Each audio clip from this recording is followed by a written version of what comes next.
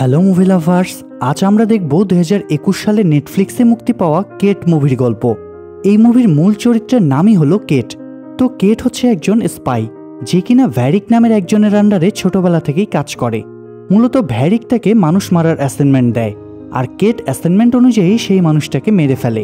কিন্তু একদিন জাপানের সবচেয়ে বড় ক্রিমিনাল কিজিমা আর তার ভাইকে মেরে ফেলার অ্যাসাইনমেন্টে গিয়ে কেট হঠাৎ আবিষ্কার করে যে সে আর 24 ঘন্টা পর মারা যাবে।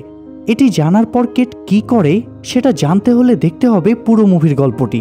তো চলুন শুরু করা যাক। গল্প শুরু হয় জাপানের শহর ওসাকাতে। এখানে আমরা দেখতে পাই একটি গোলাপি কালারের ভ্যান একটি নির্জন এলাকাতে প্রবেশ করে। ভ্যানের ভিতর কেট তার স্নাইপার নিয়ে বের হওয়ার প্রস্তুতি নিচ্ছিল, আর ভ্যারিক তাকে সাবধান করছিল যেন সে টার্গেট মিস না করে। জবাবে কেট তাকে বলে সে বিগত 12 বছরে কখনোই টার্গেট মিস করেনি। এমন উত্তরে ভ্যারিক বেশ খুশি হয় এবং কেটকে তার পছন্দের জুসের বোতল বুম বুম লেমন দিয়ে তাকে বিদায় দেয়। গাড়ি থেকে নেমে কেট আস্তে আস্তে সামনে এগোতে থাকে। সামনে এগিয়ে সে স্যুটবুট পরা দুইজন মানুষকে দেখতে পায়। তাদের কাছে জাপানিজ ভাষায় একটা ঠিকানা জানতে চাওয়ার নাম করে হঠাৎই সে ওই দুজন মানুষের উপর আক্রমণ করে এবং ধারালো একটি অস্ত্র দিয়ে দুজনকেই মেরে ফেলে। তারপর লাশ দুটোকে একটা খালি কম্পার্টমেন্টে ঢুকিয়ে দরজা বন্ধ করে দেয়। দরজা বন্ধ করে কেট সেই কম্পার্টমেন্টের দেয়াল বেয়ে উপরে উঠে এবং সুবিধাজনক একটি জায়গা বেছে নিয়ে স্নাইপার বের করে টার্গেটের জন্য অপেক্ষা করতে থাকে। কিছুক্ষণ পর আমরা দেখি ওই জায়গায় একটা কালো গাড়ি আসে এবং সেখানে আগে থেকে থাকা আরেকটা কালো গাড়ির বিপরীতে থেমে যায়। গাড়ির দরজা খুললে কেট দেখতে পায় কিজিমার ভাই ক্যান্টারো আর তার বাচ্চা মেয়ে আনি গাড়ি থেকে নেমে বিপরীতে থাকা গাড়িটার দিকে যাচ্ছে। আগে থেকে বলে রাখি, কেট কিজিমা বা তার ফ্যামিলির কাউকেই চেনে না, তার কাজ শুধু তাদেরকে মেরে ফেলা। তো বাচ্চাকে দেখতে পেয়ে কেট প্রথমে গুলি চালাতে চায় না, কিন্তু ওয়াকিটকিতে তার সহযোগী তাকে বারবার গুলি চালাতে আদেশ করে। এক পর্যায়ে কেট আর দ্বিধা না করে গুলি চালিয়ে দেয়, আর এক গুলিতেই কিজিমার ভাই ক্যান্টারও মারা যায়, যা দেখে তার মেয়ে আনি চিৎকার করে কাঁদতে থাকে। ওদিকে বিপরীতে গাড়িতে বসে থাকা কিজিমা পরিস্থিতি খারাপ বুঝে গাড়ি থেকে না নেমে বরং সে আর তার সাথীরা সেখান থেকে পালিয়ে যায়, আর আনি তার মৃত বাবার লাশ নিয়ে ওখানেই বসে কাঁদতে থাকে। এই দৃশ্যটা দেখে কেট খুব কষ্ট পায় এবং তার ভেতরে একটা অপরাধবোধ কাজ করতে থাকে। এখান থেকে সিন শিফট হয় এই ঘটনার 10 মাস পরে জাপানের শহর টোকিওতে। কেট এখানে এসেছে কিজিমাকে মারার অ্যাসাইনমেন্ট কমপ্লিট করতে, কিন্তু এখানে এসে আমরা জানতে পারি কেট সিদ্ধান্ত নিয়েছে যে এই অ্যাসাইনমেন্টের পরে সে আর অ্যাসাসিন হিসেবে কাজ করবে না, বরং সাধারণ মানুষের মতো জীবনযাপন করবে। এই কথা শুনে ভ্যারিক তাকে কাজ না ছাড়ার অনুরোধ করে, কিন্তু কেট তো নাসরবান্দা। তবে সে ভ্যারিককে প্রমিস করে যে কিজিমাকে মারার পরেই সে এই কাজ সারবে। এরপর দেখা যায় কেট একটি 5 স্টার হোটেলের রেস্টুরেন্টে বসে ড্রিঙ্ক করছে। তো সেই রেস্টুরেন্টে স্টিফেন নামে এক যুবকের সাথে তার আলাপ হয়। পরবর্তীতে কেট স্টিফেনের সাথে তার হোটেল রুমে একসাথে সময় কাটাতে থাকে।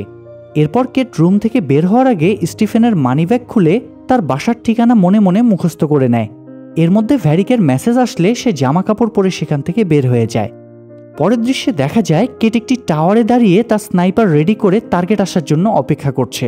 তো কিছুক্ষণ পর টাওয়ারের ওপাশের একটা বিল্ডিং থেকে কিজিমা তার সিকিউরিটি গার্ড নিয়ে বের হয়ে আসলে এটা দেখে কেট ট্রিগারে চাপ দিতেই যাবে, কিন্তু এমন সময় হঠাৎ তার মাথা ঘুরে ওঠে এবং ওসাকায় ঘটে যাওয়া ঘটনাটি মনে পড়তে শুরু করে। এদিকে মাথা ঘুরে উঠায় সে তার টার্গেট মিস করে ফেলে এবং কিজিমার মাথায় গুলি না লেগে তার হাতে গুলি লাগে। তাই সঙ্গে সঙ্গে কিজিমা তার লোকজন নিয়ে গাড়িতে উঠে সেখান থেকে পালিয়ে যায়। উপরে কেটও দৌড়ে গিয়ে টাওয়ারের অন্য কর্নার থেকে কিজিমার গাড়িতে আবার গুলি চালায়, কিন্তু এবারও কিজিমা বেঁচে যায়। অন্যদিকে কেটের তখনও মাথা ঘুরাচ্ছে, সে বুঝতে পারছে না তার সাথে কি হচ্ছে। অবস্থার সুবিধার নয় বুঝতে পেরে কেট বন্দুক ছেড়ে দিয়ে সেই টাওয়ার থেকে পালিয়ে একটি নির্জন জায়গায় এসে বমি করতে শুরু করে। এর মধ্যে কিজিমার লোক তার পিছু নিতে শুরু করলে কেট বড় রাস্তায় এসে একটি গাড়ি ছিনিয়ে নিয়ে সেখান থেকে পালায়। কিন্তু গাড়িতে উঠে কেট বেশি সুবিধা করতে পারে না, কারণ কিছু দূর যেতেই তার আবার আগের মতো মাথা ঘুরতে শুরু করে। একটা পর্যায়ে গিয়ে সে তার মাথা সোজা রাখতে পারে না, ফলে তার গাড়ি অ্যাক্সিডেন্ট করে।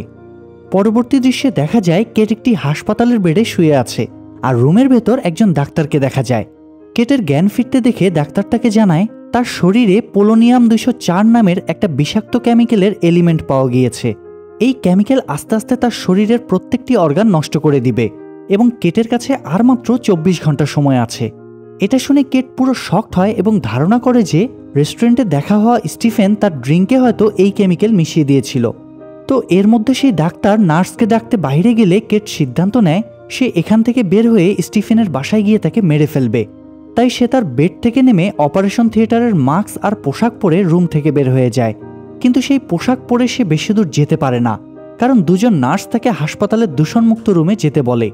তো কেট সেখানে গিয়ে আবারও পোশাক চেঞ্জ করে যখন রুম থেকে বের হয়, তখন সে দেখে পুলিশ অলরেডি টের পেয়ে গিয়েছে যে সে পালিয়েছে। তাই সে কায়দা করে একজন পুলিশের কাছ থেকে রিভলভার চুরি করে এবং সেই ডাক্তারের কাছে গিয়ে তাকে জিম্মি করে ওষুধ রাখার রুমে যায়। সেখানে সে ছোট কন্টেইনারে করে কিছু উত্তেজক ওষুধ নিয়ে নেয়, যাতে করে দুর্বল হয়ে গেলে সেগুলো সে নিজের শরীরে ব্যবহার করতে পারে। যাই হোক, হাসপাতাল থেকে বের হয়ে কেট একটা গাড়ি চুরি করে সেই স্থান ত্যাগ করে এবং গাড়িতে বসে স্টিফেনের বাসার ঠিকানা মনে করতে থাকে, যেটা সে তার মানি ব্যাগে দেখেছিল। তো সেই ঠিকানা মনে করে সেই অনুযায়ী কেট স্টিফেনের বাসায় যায় এবং বন্দুক দিয়ে আঘাত করার পর তাকে গান পয়েন্টে নিয়ে জিজ্ঞাসা করে যে সে কেন কেটকে সেই বিষ দিয়েছে। স্টিফেন এখানে জানায় সে বিষের ব্যাপারে কিছুই জানে না, তাকে শুধু বলা হয়েছিল যে এটা একটা অজ্ঞান করার ওষুধ। কেট তখন তার কাছে জানতে চায় কে তাকে ওই ওষুধ দিতে বলেছে। উত্তরে স্টিফেন বলে তাদের কথা বলে দিলে সেই মানুষরা তাকে মেরে ফেলবে। কেট এবার তার বান্ধবীকে মেরে ফেলার ভয় দেখালে স্টিফেন জানায় ইয়াকুজা ক্লাবের ম্যানেজার সাতো তাকে ওই ওষুধ দিতে বলেছিল। সে এও জানায় ওই ইয়াকুজা ক্লাবটি কিজিমা গ্রুপের। এটা শুনে কেট সন্দেহ করে যে তার মানে এই গ্রুপেরই কেউ হয়তো তাকে মারার জন্য স্টিফেনকে ব্যবহার করেছে। তো কেট এখানে স্টিফেনের বাসা থেকে কিছু ওষুধ নিয়ে খায় এবং স্টিফেনের বান্ধবীর কাছে জিজ্ঞেস করে তার কাছে বুম বুম লেমন ড্রিঙ্ক আছে কিনা, কিন্তু তাদের বাসায় সেই ড্রিঙ্ক ছিল না। এরপর কেট তাদের দেওয়া জামা কাপড় পরে সেখান থেকে বের হয়ে যায়। সেখান থেকে কেট তার মেন্টর ভ্যারিকের কাছে এসে তাকে সমস্ত ঘটনা জানায়। ভ্যারিক জানতে চায় কে তাকে বিষ দিতে পারে। জবাবে কেট বলে সে সেটাই খুঁজে বের করার চেষ্টা করছে। ভ্যারিক তখন তাকে আশ্বস্ত করার চেষ্টা করে নিশ্চয়ই এই বিষের কোনো অ্যান্টিডট আছে, কিন্তু কেট বলে পোলোনিয়াম 204-এর কোনো অ্যান্টিডট নেই। তারপর কেট ভ্যারিকের কাছে জানতে চায় সে এবার যাকে মারতে যাচ্ছিল সে কে। ভ্যারিক বলে সে হলো কিজিমা, যে কিনা টোকিওর সবচেয়ে বড় মাফিয়া ফ্যামিলির লিডার, আর ওসাকাতে কেট কিজিমার ভাই ক্যান্টারোকে মেরেছিল। কেট তখন বুঝে ফেলে তার মানে কিজিমা তার ভাইয়ের প্রতিশোধ নেওয়ার জন্য কেটকে বিষ দিয়েছে। সে তখন কিজিমাকে কোথায় পাওয়া যাবে জানতে চাইলে জবাবে ভ্যারিক বলে ওসাকার ঘটনার পর কিজিমা খুব একটা বাইরে আসে না। কেট এবার ইয়াকুজা ক্লাবের ম্যানেজার সাতোর ব্যাপারে জানতে চাইলে ভ্যারিক জানায় তাকে ব্ল্যাক লিজার্ড নামক একটা জায়গা পাওয়া যাবে। এরপর সিন শিফট হয় সেই ব্ল্যাক লিজার্ড নামক জায়গায়, যেখানে দেখা যায় কেট আগেই পৌঁছে গিয়েছে। সে আস্তে করে গাড়ি থেকে নেমে সবার চোখ ফাঁকি দিয়ে ভেতরে ঢুকে যায়। ভেতরে একটা ঘরে সাতো দুজন লোকের সাথে কিজিমার উপর গতরাতে হওয়া আক্রমণ নিয়ে কথা বলছিল। এই কথার মাঝখানে সেই ঘরে কেট প্রবেশ করে এবং একজন বন্দুক বার করতে যাওয়ার আগেই কেট তার মাথায় গুলি করে। কেট তারপর সাতোর কাছে জানতে চায় সে তাকে বিষ দিয়েছিল কিনা। সাতো নিশ্চুপ থাকায় কেট তাকে মারার হুমকি দেয়। সাতো তখন বলে আসলে তাকে মারার অর্ডার দেওয়া হয়েছিল। তো অর্ডারটা কে দিয়েছিল জানতে চাইলে সাতো বলতে চায় না। কেট তখন ধারণা করে নেয় হয়তো কিজিমাই তাকে মারার অর্ডার দিয়েছে। তাই কিজিমা কোথায় জানতে চাইলে সাতো জানে না বললে কেট এবার তাকে মেরে ফেলে। এরপর তৃতীয় লোকটিকে আবার একই প্রশ্ন জিজ্ঞেস করলে লোকটি চিৎকার করে উঠে আর প্রায় সাথে সাথেই ওই ঘরে বেশ কয়েকজন লোক চলে আসে। তৃতীয় লোকটিকে জিম্মি করে কেট তখন বাকিদের বলে কিজিমা কোথায় আছে জানালে সে লোকটিকে ছেড়ে দিবে। বন্দুকের মুখে লোকটি কেটকে বলে সে জানে না, কিন্তু বেপরোয়া কেট বন্দুকের ট্রিগার চালিয়ে দেয়। তবে এবার তার বন্দুকের গুলি শেষ হয়ে যাওয়ায় লোকটি আর মরে না। আর এই সুযোগে সামনের লোকগুলো কেটের উপর আক্রমণ করে। মারামারিতে দক্ষ কেট একে একে সবাইকে কুপিয়ে খুন করতে থাকে এবং সবাই মারা যাওয়ার পর কেট দেখে শেষে একজন মানুষ সামনে দাঁড়িয়ে আছে। কেট তখন বন্দুক তাক করে তার কাছে গেলে লোকটি তাকে জানায় কিজিমার ভাইয়ের মেয়ে আনি হয়তো বলতে পারবে কিজিমা কোথায়। আর আনি কোথায় জানতে চাইলে সেই লোকটি একটা ক্লাবে যেতে বলে। তো সেই লোকটির কথা মতো কেট এবার সেই ক্লাবে গিয়ে সত্যিই সেখানে আনিকে দেখতে পায় এবং বুঝতে পারে এই আনির বাবাকেই কেট ওসাকাতে মেরে এসেছিল। কেট এখানে আনির বডিগার্ডকে আহত করে এবং আনিকে নিয়ে ক্লাব থেকে বের হয়ে যায়। এরপর কেট আনির সাথে কথা বলার চেষ্টা করে, কিন্তু আনি কেটের কাছ থেকে পালিয়ে রাস্তায় চলে যায়। তবে সেখান থেকে সে বেশি দূর যেতে পারে না, কারণ কেট তাকে বন্দুকের মুখে আটকে ফেলে। কেট এবার আনিকে কিজিমাকে ফোন করতে বললে আনি জানায় কিজিমার নাম্বার তার কাছে নেই। কেট তাই তার ফোন চেক করে, কিন্তু সেও নাম্বার খুঁজে পায় না। তখন সে আনিকে জিজ্ঞেস করে তাহলে কিভাবে সে কিজিমার সাথে কথা বলে। আনি তখন জানায় কিজিমার প্রধান উপদেষ্টা রেঞ্জির মাধ্যমে সে কিজিমার সাথে যোগাযোগ করে। কেট তাই রেঞ্জিকে ফোন দিতে বললে আনি রেঞ্জিকে ফোন দিলে সেখানে আরেকজন ফোন ধরে। আনি তাকে বলে রেঞ্জিকে ফোনটা দিতে এবং তাকে জানাতে বলে যে সে কিডন্যাপ হয়েছে। তখনই কেট আনির কাছ থেকে ফোনটা নিয়ে ফোনের ওপাশের মানুষটাকে বলে আনিকে কিডন্যাপ করা হয়েছে, কিজিমা যদি তাকে জীবিত ফেরত চায় তাহলে যেন 1 ঘন্টার মধ্যে মুরাকাওয়া মার্কেটে তার সাথে দেখা করে। এই বলে সে ফোন রেখে দেয়। আনি তখন কেটকে বলে এভাবে সে কোনোদিন কিজিমার দেখা পাবে না, কারণ কিজিমার জীবনে আনির কোনো জায়গা নেই। কেট এখানে আর কিছু না বলে আনির হাত ধরে তাকে সেখান থেকে নিয়ে যায়। পরের দৃশ্য চলে যায় রেঞ্জির আস্তানায়। সেখানে দেখা যায় রেঞ্জি শিনজো নামের একজনকে কেটের সমস্ত তথ্য ও আনিকে নিয়ে আসার আদেশ দিচ্ছে। এক পর্যায়ে রেঞ্জি তাকে বলে যে দরকার পড়লে সে যেন আনিকেও মেরে ফেলে। শিনজো হ্যাঁ বলে সেখান থেকে চলে যায়। এখান থেকে সিন শিফট হয় মুরাকাওয়া মার্কেটে, যেখানে কেট আনিকে নিয়ে আস্তে আস্তে এগিয়ে যাচ্ছে। কেট বোঝার চেষ্টা করছে এখানে কিজিমার লোকজন আছে কিনা। আনি তখন বাথরুমে যেতে চাইলে কেট নিজের শরীরে হাত দিয়ে দেখে তার শরীর থেকে ব্লিডিং হচ্ছে। কেট বুঝতে পারে তারও বাথরুমে যাওয়া দরকার, তাই সে আনিকে নিয়ে একটা ফার্মেসিতে ঢুকে সেখান থেকে কিছু ব্যান্ডেজ, কেচি, তুলা এসব কিনে এবং ফার্মেসিতেও জিজ্ঞেস করে তাদের কাছে বুম বুম লেমন ড্রিঙ্ক আছে কিনা, কিন্তু সেখানেও সেটি পাওয়া যায় না। তারপর সেখান থেকে বের হয়ে তার একটি পাবলিক টয়লেটে ঢুকে দরজা বন্ধ করে দেয়। ভেতরে আনি বাথরুমে ঢুকে যায় আর কেট তার কিনে আনা তুলা বের করে শরীরের ক্ষতস্থানে লাগিয়ে ব্যান্ডেজ করতে শুরু করে। আনি বাথরুম থেকে বের হয়ে এসে কেটের শরীরে বিষের কারণে যে দাগ সৃষ্টি হয়েছে সেগুলো দেখতে পায়। কেটের এই দাগগুলো দেখে সে খুব অবাক হয়। তবে কেট এবার আনিকে বাথরুমে ঢুকিয়ে কলের সাথে ব্যান্ডেজ দিয়ে বেঁধে ফেলে। তারপর আনিকে সেখানে বন্দি অবস্থায় রেখে কেট বাথরুমের দরজায় নো এন্ট্রি সাইন রেখে বের হয়ে যায়। সেখান থেকে কিছু দূর যেয়ে কেট একটা খাবারের দোকানে গিয়ে চিকেন খেতে শুরু করে আর রেঞ্জির লোক আসার জন্য অপেক্ষা করতে থাকে। অন্যদিকে মুরাকাওয়া মার্কেটে শিনজো তার লোকজন নিয়ে পৌঁছায় এবং তারা 2 দলে ভাগ হয়ে আনি আর কেটকে খুঁজতে শুরু করে। এদিকে কেট দোকানে চিকেন খেতে খেতে খেয়াল করে কিছু মানুষ তার দিকে নজর রাখছে। সে বুঝতে পারে এরাই হলো রেঞ্জির লোক। সে তখন দোকান থেকে বের হয়ে সবার সামনে থাকা লোকটি মানে শিনজোর দিকে এগিয়ে যায়। শিনজো সরাসরি আনির কথা জানতে চাইলে কেট বলে কিজিমা না আসলে সে আনিকে দিবে না। তারপরও শিনজো আনিকে আগে একবার দেখতে চাইলে কেট তখন হুমকি দেয় যে কিজিমা না আসলে তারা আনিকে আর জীবন্ত দেখতে পারবে না। এই ফাঁকে শিনজো পিস্তল বের করে, কিন্তু কেট আগেই তার পিস্তল বের করে শিনজোকে আহত করে আর তাকে জিম্মি করে শিনজোর সাথে লোকগুলোকে মারতে শুরু করে। এক পর্যায়ে শিনজোর সব লোক পিছন থেকে এক জায়গায় জড়ো হয়ে কেটের উপর আক্রমণ করলে কেট সেই খাবারের দোকানে লুকিয়ে পড়ে। এরপর আস্তে আস্তে একজন সেই দোকানের সামনে আগাতে থাকলে কেট তাকে জিম্মি করে সেই দোকান থেকে বের হয়ে সেখান থেকে পালাতে শুরু করে। ওদিকে শিনজোর লোকেরাও তার পিছু নিলে কেট আরেকটা দোকানে ঢুকে তার পিস্তল লোড করে আবার গুলি চালাতে যায়, কিন্তু একজন বাধা দিয়ে তার পিস্তল হাত থেকে ফেলে দেয়।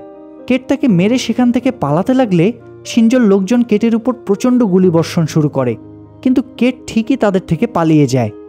এদিকে যখন এত কিছু ঘটছে তখন ওদিকে আনি বাথরুমে কোনোভাবে নিজের বাঁধন খুলে ফেলে এবং সেখান থেকে বের হয়, কিন্তু বাইরে আসতেই তার সাথে শিনজোর দেখা হয়। শিনজো রেঞ্জির আদেশ মতো আনিকে মেরে ফেলতে যায়, কিন্তু ঠিক সেই সময় কেট সেখানে এসে শিনজো আর তার লোকদের মেরে ফেলে। তখনই আবার দূর থেকে পুলিশের গাড়ির শব্দ শোনা গেলে কেট আনিকে নিয়ে সেই জায়গা দ্রুত ত্যাগ করে। মার্কেটের এরিয়া থেকে বের হয়ে কেট আনিকে বলে এখন তাকে আর দরকার নেই এবং সে যেন এখান থেকে চলে যায়। আনি বলে সে একা থাকলে কিজিমার লোকজন তাকে আজ রাতের মধ্যেই মেরে ফেলবে। তখন কেট জানায় আজ রাতের ভেতর সেও মারা যাবে। আনি নাছরবান্দা হয়ে পড়ে আর বলে তার জীবনে কেউ তাকে ভালোবাসেনি, কেউ তার খেয়ালও রাখেনি। কিজিমা তার বাবাকে মেরে ফেলেছে আর তাকেও বাঁচিয়ে রাখবে না। এদিকে আনির বাবাকে তো কেটই মেরেছে। তাই কেট আনির এইসব কথা শুনে মনে মনে খুব অপরাধ বোধে ভুগতে থাকে। এমনিতেই বিষক্রিয়ার কারণে সে আস্তে আস্তে দুর্বল হয়ে যাচ্ছে, তার মধ্যে তার ছোটবেলার কথাও মনে পড়ে যায়। সে বুঝতে পারে আনি মেয়েটার মতো একসময়ে সেও এরকম অসহায় হয়ে পড়েছিল, তাই সে সিদ্ধান্ত নেয় যে আনিকে ছেড়ে যাবে না। কিন্তু এর মধ্যে সে আরও দুর্বল হয়ে পড়লে তার হাত থেকে সেই উত্তেজক ওষুধ পড়ে যায়। আনি তখন তাকে সেই ওষুধ শরীরে ইনজেক্ট করতে সাহায্য করে। আনি তাকে জিজ্ঞেস করে সে বারবার এরকম অসুস্থ হয়ে যাচ্ছে কেন। কেট তাকে জানায় সে আসলে মারা যাচ্ছে। পরের দৃশ্যে দেখা যায় কেট আর আনি একটা মার্কেটে কোনোভাবে ঢুকেছে। কেট সেখানে বুম বুম লেমন ড্রিঙ্ক খোঁজে, কিন্তু সেখানেও সেটি পাওয়া যায় না। এদিকে আনি তাকে জামা কাপড় চেঞ্জ করতে বললে জামা কাপড় চেঞ্জ করে তারা সেখান থেকে বের হয়ে একটা খাবারের দোকানে যায়। সেখানে বসে কেট আনির কাছে জানতে চায় রেঞ্জিকে কোথায় পাওয়া যাবে। আনি তখন ধারণা করে রেঞ্জি সম্ভবত তার বয়ফ্রেন্ড জোজিমার সাথে থাকতে পারে, কিন্তু তাদের বাসায় অনেক সিকিউরিটি থাকবে। কেট তখন বলে আনির কাজ হবে তাদেরকে ডিস্ট্রাক্ট করা, আর সেই ফাঁকে কেট ভিতরে ঢুকবে। প্ল্যান মতো আনি জোজিমার সিকিউরিটিকে বোকা বানিয়ে জোজিমার কাছে চলে যায় আর কেট পিছনের দরজা দিয়ে বিল্ডিংয়ের ভেতরে ঢুকে।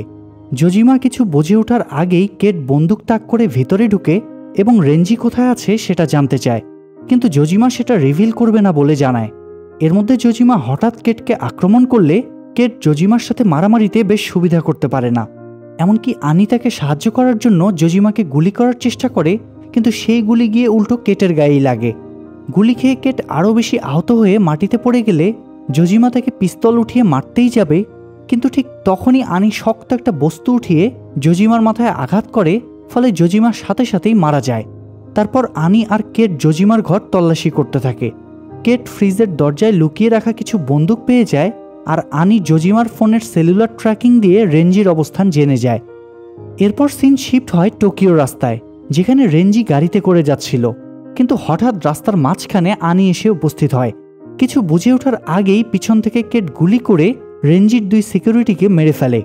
রেঞ্জি গাড়ি থেকে বের হয়ে পালানোর চেষ্টা করে, কিন্তু কেট তাকে ধরে ফেলে আর কিজিমা কোথায় জানতে চায়।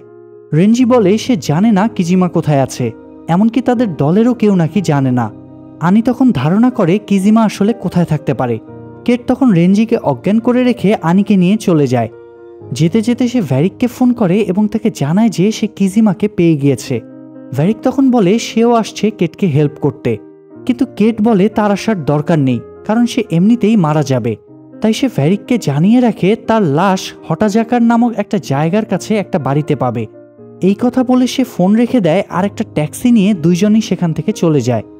এরপর গাড়িতে যেতে যেতে আনি তার জীবনের গল্প কেটের সাথে শেয়ার করে। সে জানায় তার মাও কেটের মতো একজন ফরেনার ছিল, যার কারণে আনি তার ছবি পর্যন্ত দেখেনি। হয়তো সে কেটের মতোই সুন্দর ছিল। তার কথা শুনতে শুনতে কেট ঘুমিয়ে পড়ে, আর তার ঘুমন্ত অবস্থায় আনি তার সাথে সেলফি তুলে।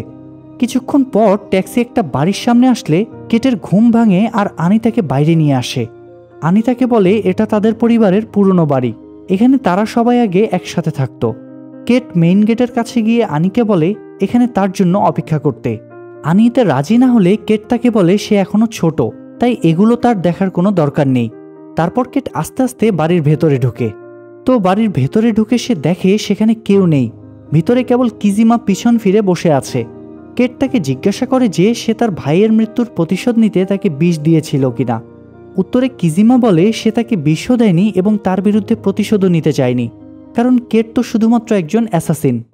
এরপর কিজিমা জানায় মূলত কিজিমাকে মারার জন্যই রেঞ্জি এত সব কিছু করেছে। সে কিজিমা পরিবারের ক্ষমতা নেওয়ার জন্য ভ্যারিকের সাহায্য নিয়েছিল এবং ভ্যারিক শুধুমাত্র কেটকে এই পুরোটা সময় ব্যবহার করেছে। কেট এও জানতে পারে যে ভ্যারিকের নির্দেশেই কেটকে বিষ দেওয়া হয়েছিল। কেট সেগুলো শোনার পর তার ভিতর হতাশা আর ক্রোধ দুটোই জন্ম নেয়। এরপর কিজিমা আবার পিছন ফিরে বলে কেট চাইলে এখন তাকে মেরে ফেলতে পারে। অন্যদিকে আমরা দেখি বাইরে আনি বসে আছে এবং সেখানে ভ্যারিকও গাড়ি নিয়ে আসে। সে এসে আনিকে জানায় যে কেটি তার বাবাকে ওসাকাতে মেরেছিল। এর মধ্যে বাড়ির ভেতরে একটা গুলির শব্দ শোনা গেলে আনি বুঝতে পারে কেট তার চাচাকে মেরে ফেলেছে। এরপর কেট বাইরে বের হয়ে এসে দেখে আনি ভ্যারিকের সাথে দাঁড়িয়ে আছে। তখন সে বুঝতে পারে তার মানে আনি এতক্ষণে ওসাকার সব ঘটনা জেনে গিয়েছে। তাই সে আনিকে বোঝানোর চেষ্টা করলে আনি কেটের কোনো কথা না শুনে সরাসরি তাকে শ্যুট করে দেয় এবং ভ্যারিকের সাথে সেখান থেকে চলে যায়। তবে তারা সেখান থেকে চলে যাওয়ার পর আমরা জানতে পারি কেট আসলে কিজিমাকে মারেনি। উল্টো মাটিতে লুটিয়ে থাকা কেটের কাছে এসে কিজিমা কেটের সেই উত্তেজক ওষুধগুলো দেয় যাতে সে আরও 1 ঘন্টা সবল থাকে। অন্যদিকে ভ্যারিক আনিকে রেঞ্জির কাছে নিয়ে আসে। এখানে আমরা জানতে পারি কেটের বিষের সাথে ভ্যারিকের কোনো সম্পর্ক ছিল না। সে শুধু চাচ্ছিল না কেট অবসর নিক, কারণ কেট অবসর নিলে রেঞ্জি ভ্যারিককে মেরে ফেলবে। যাই হোক, এত কিছুর পরও রেঞ্জি এখানে ভ্যারিককে তার দলে যোগ দেওয়ার অফার করে এবং ভ্যারিক তাতে রাজি হয়।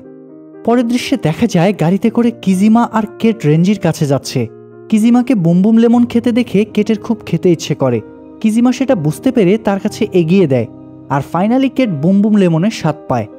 এরপর সিন শিফট হয় রেঞ্জির বিল্ডিংয়ে, যেখানে কেট আর কিজিমা ঢুকতেই রেঞ্জির লোকজন তাদের উপর হামলা করে আর কিজিমার লোকজনও রেঞ্জির লোকদের মারতে থাকে। এর মধ্যে কেট এবং কিজিমা ভেতরে ঢুকলে উপরে ওদের আসার উপস্থিতি টের পেয়ে রেঞ্জি আর ভ্যারিক আলাদা হয়ে যায়। ভ্যারিক রেঞ্জিকে বলে কিজিমাকে সামলাতে আর এই ফাঁকে সে কেটকে দেখে নিবে। এই বলে সে আনিকে নিয়ে চলে যায়। সে যেতে না যেতেই কিজিমা তার লোক নিয়ে রেঞ্জির কাছে পৌঁছায়। কিজিমা তাকে সোর্ড ফাইটের আহ্বান জানালে রেঞ্জিও সেই আহ্বানে সাড়া দেয়, কিন্তু রেঞ্জি ফাইটের সুবিধা করতে না পারায় কিজিমা এক পর্যায়ে তার গলা কেটে মেরে ফেলে। এদিকে কেট আস্তে আস্তে রেঞ্জির সব লোকদের খতম করে ভ্যারিক পর্যন্ত পৌঁছে যায়। পৌঁছে সে দেখে ভ্যারিক আনিকে গান পয়েন্টে নিয়ে রেখেছে। ভ্যারিক কেটকে বলে সে যদি রিটায়ার না করতে চাইতো তাহলে আজ এগুলো হতো না, কারণ তার জীবনে অনেক বড় সুযোগ ছিল। জবাবে কেট বলে তার জীবন কখনোই তার ছিল না, সেটা শুধু ভ্যারিকেরই ছিল। ভ্যারিক এই পর্যায়ে কেটকে শ্যুট করলে কেটও ভ্যারিককে শ্যুট করে। সাথে সাথে আনি দৌড়ে গিয়ে কেটকে ধরে ফেলে আর ভ্যারিক একটা চেয়ারে লুটিয়ে পড়ে মারা যায়। এদিকে কেটও আস্তে আস্তে দুর্বল হয়ে যেতে থাকলে আনি তাকে ধরে বারান্দায় নিয়ে আসে। তারপর তাকে মাটিতে শুয়ে দিয়ে আনি তাকে বলে সব ঠিক হয়ে যাবে। কেট হাসি মুখে তার দিকে তাকিয়ে থেকে আস্তে আস্তে তার শেষ নিঃশ্বাস ত্যাগ করে। এটা দেখে আনি কেটকে ধরে রেখে কাঁদতে থাকে, আর এখানেই মুভিটি শেষ হয়ে যায়। মুভিটি ভালো লাগলে লাইক দিন এবং কমেন্ট করুন। আর সেই সাথে আজকে যারা আমাদের চ্যানেলের প্রথম কোনো ভিডিও দেখছেন তারা চ্যানেলটি সাবস্ক্রাইব করে বেল বাটনটি অল প্রেস করে রাখুন।